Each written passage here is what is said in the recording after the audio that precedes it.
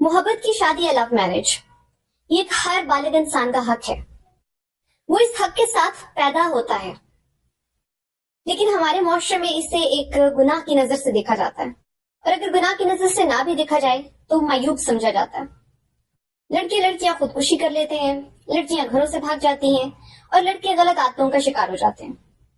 میں آج تک اس لاجک کو سمجھ نہیں سکی کہ آخر والدین اپنے بچوں کی پسند پر اعتراض کیوں کرتے ہیں، اور جو وجوہات وہ بتاتے ہیں وہ ٹوٹلی لاجک سے آف ہیں. جو مجھے ریزن سمجھ میں آتی ہے وہ ہے دین سے دوری. والدین دین سے دور ہے، اسی لیے اولاد دین سے دور ہے.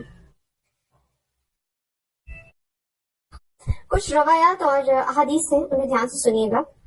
حضرت عبداللہ رضی اللہ تعالیٰ عنہ سے روایت ہے کہ نبی صلی اللہ علیہ وسلم نے فرمایا، اگر کوئی شخص کسی عورت کو پسند کرتا ہے تو وہ اس سے نکاح کرے تاکہ وہ اپنی حفاظت کر سکے. اسی طرح حضرت جابر رضی اللہ تعالیٰ عنہ سے روایت ہے کہ نبی صلی اللہ علیہ وسلم نے فرمایا، اگر تم میں سے کوئی کسی عورت سے نکاح کرنا چاہے تو اسے چاہیے کہ پہلے اسے دیکھ لے. اسی طرح نبی صلی اللہ علیہ وسلم نے فرمایا، اگر تمہیں 4 چیزیں عورت میں نظر آئیں، اس کا مال، اس کا حسن نسب، اس کی خوبصورتی اور اس کا دین، تو تم دین والی عورت سے شادی کرنا.